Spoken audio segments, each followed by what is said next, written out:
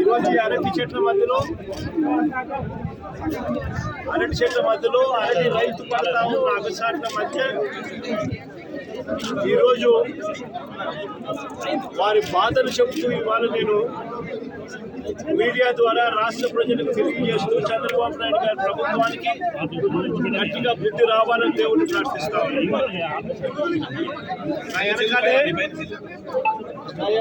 కల్పిస్తా ఉంది కదా అక్కడ గోడౌన్ షేప్ లో కనిపిస్తా ఉంది కదా వైట్ స్ట్రైప్స్ తో ఉన్న బిల్డింగ్ ఏమిటి అని అంటే ఇంటిగ్రేటెడ్ బనానా కోల్డ్ స్టోరేజ్.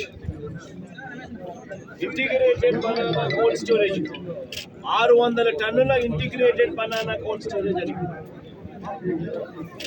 అది 2023లో వైఎస్ఆర్సీపీ ప్రభుత్వంలో నేను ముఖ్యమంత్రిగా ఉన్నప్పుడు ప్రారంభోత్సవం చేశాను. 2024 మార్చి మాసంలో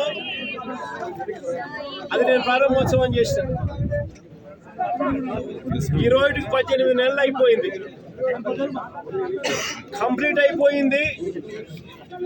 అయినా కానీ అది ముందు నడపడంలా. ఎందుకు నడపడం లేదు అని అంటే కరెంట్ ఖర్చులు ఎక్కువ అవుతాయని చెప్పి నడపకుండా పక్కన పడేసినారు. ఆపరేషన్ లో కోల్డ్ స్టోరేజ్ ఉంది కూడా, ఇంటిగ్రేటెడ్ 600 మెట్రిక్ టన్నుల కోల్డ్ స్టోరేజ్ ఆపరేషన్ లో ఉండి కూడా రాష్ట్ర ప్రభుత్వం కరెంటు ఖర్చులు ఎక్కువ అవుతాయని చెప్పి ఏకంగా నడపని పరిస్థితిలో ఈరోజు మనము రైతు ఎలా బ్రతుకుతా ఉన్నాడని చెప్పడానికి నిదర్శనం ఇది. వైఎస్ఆర్సీపీ ప్రభుత్వ హయాంలో వ్యవసాయం ఒక పండుగగా జరిపిన పరిస్థితులు,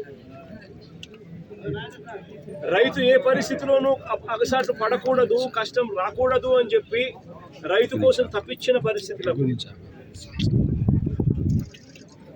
చంద్రబాబు నాయుడు గారు ముఖ్యమంత్రి అయిన తర్వాత రైతుల బ్రతుకులు మొత్తం తిరోగమనంలోకి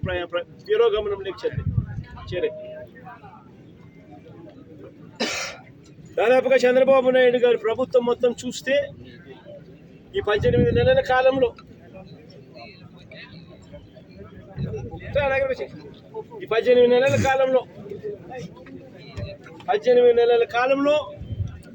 దాదాపుగా 16 సార్లు కరువు వల్లనో లేకపోతే వరదల వల్లనో, అతివృష్టో అనావృష్టో రైతులు నష్టపోయిన పరిస్థితులు, ఇన్పుట్ సబ్సిడీ ఇవ్వాల్సిన ఆవశ్యకత కలిగిన పరిస్థితులు.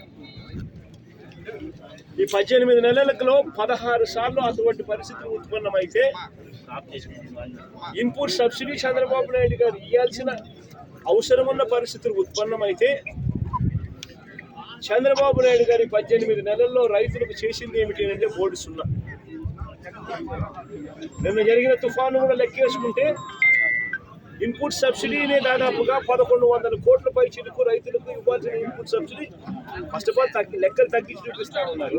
రైతులకు రైతులకు ఇవ్వాల్సి వస్తుందేమో అని చెప్పి కనీసం ఆ తగ్గించిన లెక్కలైనా కూడా కనీసం ఇస్తా ఉన్నారు అంటే అది కూడా ఇవ్వని పరిస్థితి, ఎగరగొట్టిన పరిస్థితి. రైతులకు ఒక హక్కుగా ఇటువంటి విపత్కర పరిస్థితులు ఏదైనా వచ్చినప్పుడు, కరువులు వచ్చినా, వరదలు వచ్చినా, ఇంకొకటి వచ్చినా ఒకవైపున ఇన్పుట్ సబ్సిడీ ఇవ్వాల్సింది ఎగరగొడతా ఉన్నారు. సీజన్ ముగిసేలోగానే ఇవ్వాల్సిన ఇన్పుట్ సబ్సిడీని ఎగరగొడతా ఉన్నారు. రెండోది రైతులకు హక్కుగా ఉచిత పంటల బీమా అన్నది రైతులకు ఒక హక్కుగా వైఎస్ఆర్సీపీ ప్రభుత్వ హయాంలో కల్పించిన హక్కును చంద్రబాబు నాయుడు గారు ముఖ్యమంత్రి అయిన తర్వాత హక్కును కాలరాశాడు.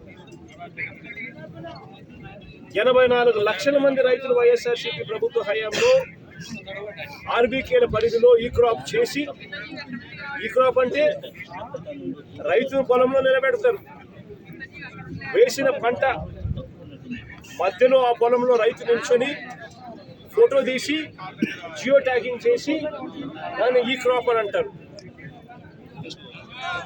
అలా ఈ క్రాప్ చేసి ఆర్బీకేకి అనుసంధానం చేసి మొత్తంగా దాదాపుగా 84 లక్షల మంది రైతులు ఉచిత పంటల బీమా సౌకర్యం